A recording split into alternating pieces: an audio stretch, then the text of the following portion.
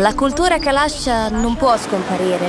La nostra conoscenza, la nostra saggezza è preziosa. Solo in questo angolo segreto del mondo puoi trovarci. Ma ormai di veri Kalash ce ne sono pochi. Se ci convertiamo anche noi, allora non ci resterà più nulla.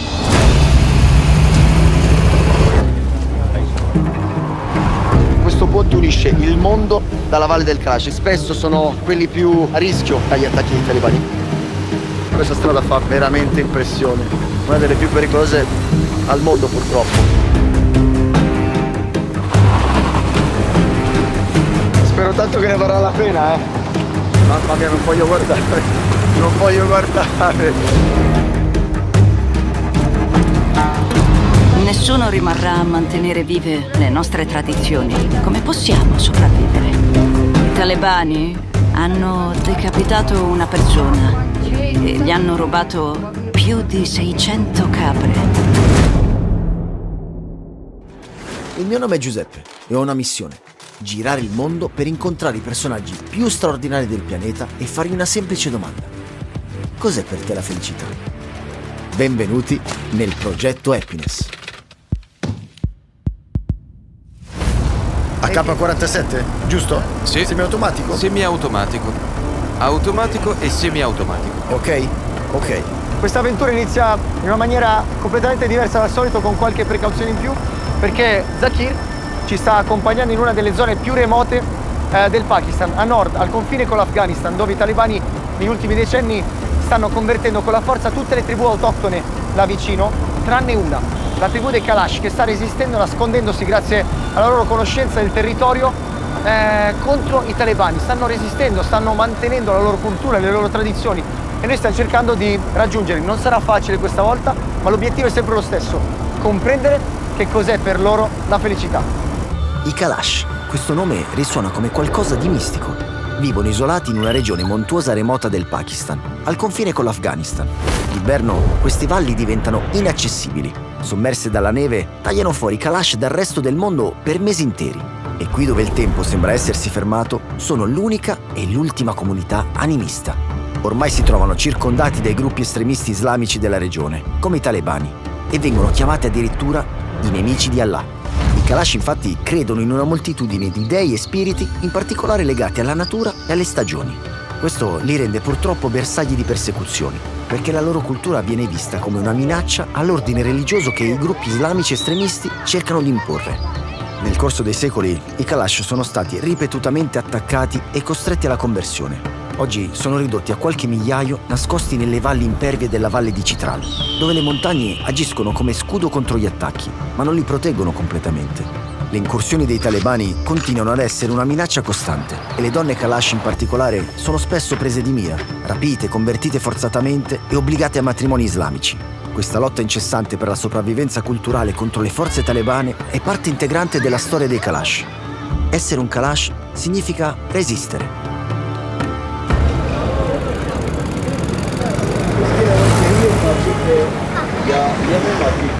La strada ci porta attraverso villaggi remoti, dove la vita segue regole che sembrano impenetrabili. Il Corano è legge qui, e nelle vie polverose del mercato vedo quasi solo uomini. Le pochissime donne sono coperte interamente dal burqa, che non lascia nemmeno intravedere gli occhi. Perché ci sono soltanto uomini in giro? Le donne sono a casa e si occupano della famiglia. Le donne che vogliono fare la spesa possono andare in un'altra strada in cui hanno un negozio a parte solo per loro. Anche i negozianti sono donne lì, ma di solito non escono. Solo gli uomini possono uscire per comprare merci o abiti. Noi proteggiamo le nostre donne come gemme preziose.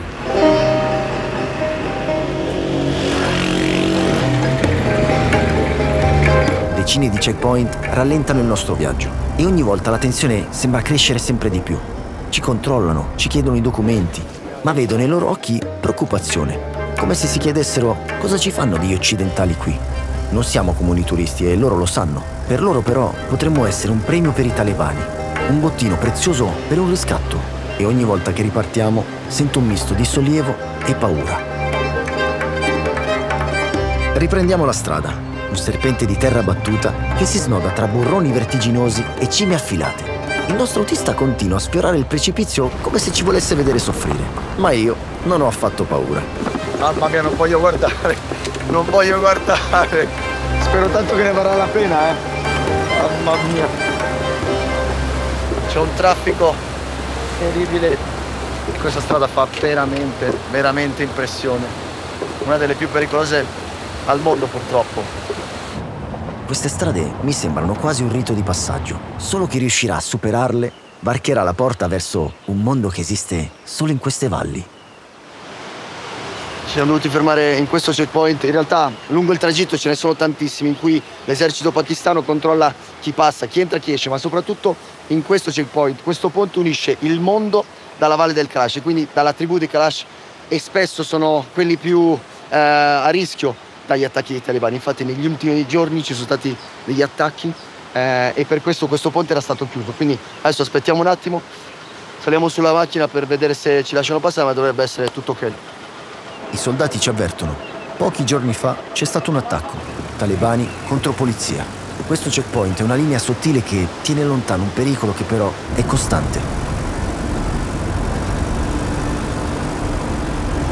Questa volta non è stata proprio una passeggiata di piacere, ma ce l'abbiamo fatta. Siamo arrivati nel villaggio dei Kalash. Ed eccola lì, la roccaforte dei Kalash, incastonata in questo Eden alpino tra le vette imponenti di queste valli che custodiscono secoli di storia e di tradizioni inalterate. Dicono di discendere dai guerrieri di Alessandro Magno. Un'idea che, vero o meno, rende questa storia ancora più leggendaria. Le loro case di pietra sembrano quasi nidi d'aquila aggrappate alle montagne. Le case dei Kalash rispecchiano il loro rispetto e la loro profonda connessione con la natura. Infatti, se vedete, queste case sono fatte a mano. Lo scheletro delle case è in legno, il legno degli alberi della valle, le pietre, e il tetto è la cosa più interessante, perché il tetto è di terra, la terra della valle, che è però un isolante termico naturale perfetto, che riesce a proteggere anche quando qui in inverno si arriva a meno 10 gradi. Sarà forse per i meravigliosi vestiti tradizionali delle donne Kalash o per i loro sguardi accoglienti, ma dopo il viaggio difficile che ci ha portati fin qui, è come se il mondo avesse finalmente riacquistato i colori. Qui le donne non sono solo parte della comunità, ma ne sono l'anima. Libere, orgogliose, quasi regali. Rappresentano una sorta di matriarcato. Prendono loro le decisioni più importanti per il villaggio. Sono libere di scegliere i propri partner e possono chiedere il divorzio senza stigma sociale. Un contrasto netto rispetto alla maggior parte del Pakistan, dove i diritti delle donne sono ancora molto limitati. È incredibile, l'atmosfera è totalmente diversa da tutti i villaggi che abbiamo attraversato per arrivare fino a qui. E infatti è impossibile non notare che fino adesso abbiamo incontrato soltanto donne nel villaggio. Sono meravigliose, vestite con i loro abiti tradizionali, i piran. Sono abiti neri, di lana, che però sono decorati da perline e forme geometriche coloratissime. E poi però c'è il dettaglio principale, l'accessorio più importante degli abiti tradizionali delle donne, che è lo shushut, che è il copricapo che indossano sempre.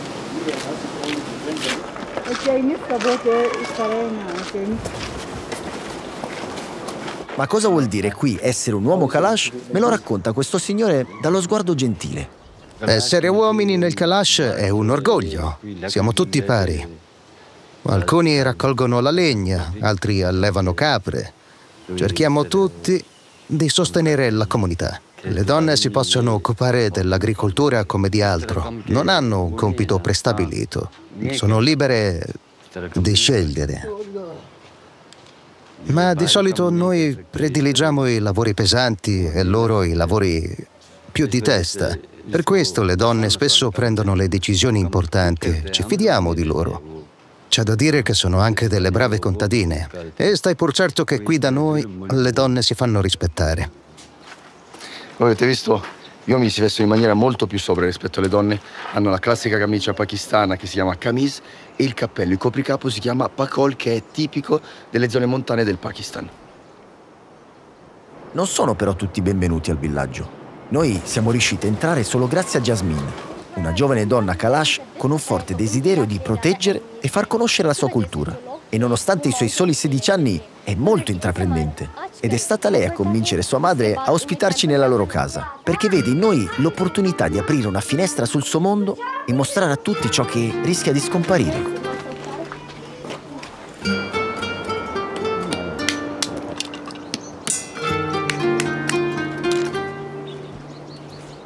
Quando entriamo in casa, la madre di Jasmine sta preparando la colazione. È un momento solenne, quasi sacro. Mi raccontano che per loro la colazione è il pasto più importante. Mangiano poco, ma sano. Ingredienti semplici che, secondo loro, sono il segreto della longevità. Mi sento onorato di poter documentare questi momenti così intimi. In passato si pensava che la longevità dei Kalash fosse soltanto una leggenda, mentre in realtà adesso la scienza supporta il loro stile di vita. Uno degli elementi che rendono i Kalash più longevi sono proprio le noci. Le noci vengono usate durante ogni pasto, prima a stomaco vuoto e anche come olio per cucinare e anche come condimento. Loro le mangiano sempre perché pensano che veramente sia il loro segreto per una vita più lunga e sana. Con questo farà del pane e del chai. Il loro chai è totalmente diverso da quello che viene fatto, che viene preparato in Pakistan. Loro lo condiscono con le noci.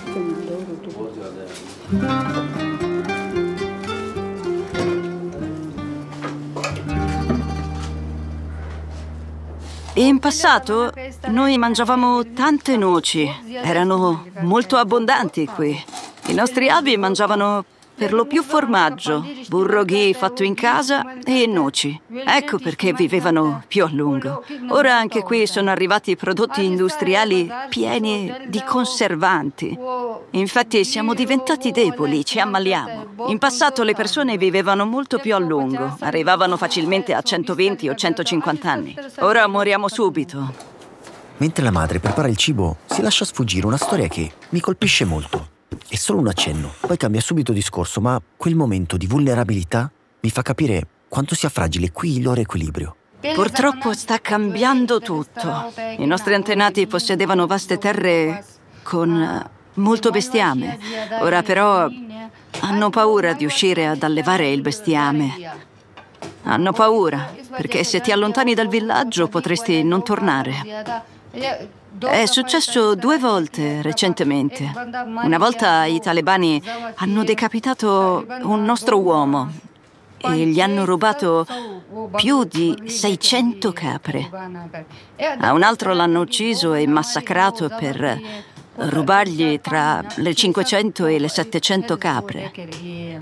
Ecco perché abbiamo così tanta paura anche solo ad allevare il bestiame. È affascinante vedere con che cura e con che amore stanno preparando il pane di noci, che secondo me sarà buonissimo. Ma la cosa più interessante è osservare il forno tipico di Kalash, che è questo fornelletto rettangolare che sprigiona calore e quindi riscalda la parte superiore, che diventa una sorta di piastra, e proprio su quella piastra loro cuociono il loro pane tradizionale.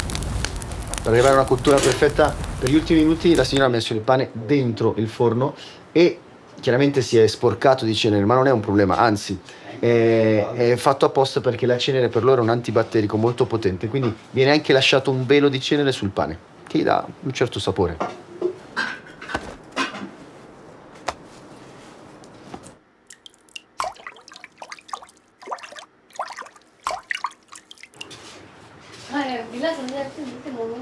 Buono? Yes. Questo è uno dei loro segreti della longevità. In realtà sono tutti metodi molto semplici. Per esempio, la signora adesso sta reidratando delle albicocche secche, con il quale farà un succo, il succo di albicocche. Questo è un altro dei loro trucchi per una vita lunga e sana.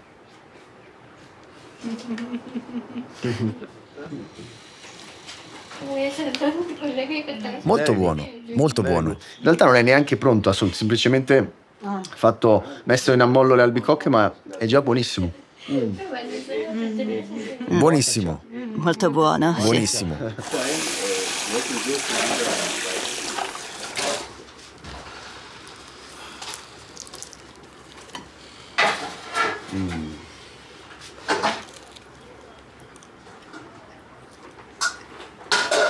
È buonissimo, molto saporito, perché all'interno nell'impasto c'è abbondante sale, che è un altro degli ingredienti per l'elisir di lunga vita, che in realtà è davanti a me. Pane con noci, quindi olio di noci, sale per i sali minerali e tutte le proprietà benefiche delle albicocche che vengono bevute come succo ogni mattina. Questo è l'elisir di lunga vita dei Kalash.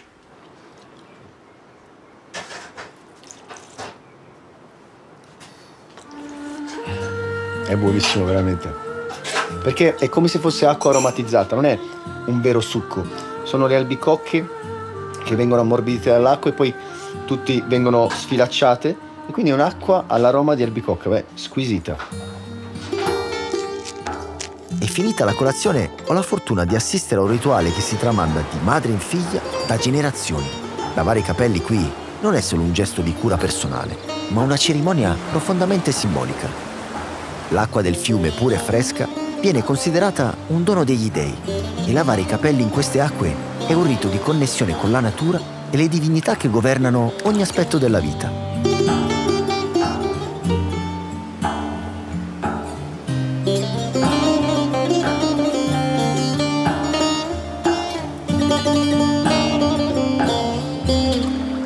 Il tempo in questa valle sembra quasi dilatarsi, rispettando i ritmi della natura e quelli dell'uomo. Jasmine ci invita nel suo angolo di pace, ovvero il retro della sua casa, dove passa i pomeriggi a ricamare. E io ne approfitto per imparare qualcosa di più sulla sua tribù. La cultura Kalash non può scomparire. La nostra conoscenza, la nostra saggezza è preziosa. Solo in questo angolo segreto del mondo puoi trovarci. Le nostre tradizioni proteggono secoli di storia che spiegano il presente. Negli anni passati i talebani hanno ucciso molti Kalash. Ora la nostra gente è più protetta. Se ci dovessero attaccare adesso, verrebbero a difenderci le truppe dell'esercito. Ma nonostante ciò, la nostra cultura sta svanendo perché ci spingono a convertirci. Cosa possiamo farci? Ogni Kalash ha la sua volontà. Non possiamo imporci. Ognuno deve sentire il proprio cuore. Se ci si vuole liberamente convertire all'Islam, lo accetto. Ma se si vuole difendere la cultura Kalash, non possono obbligarci.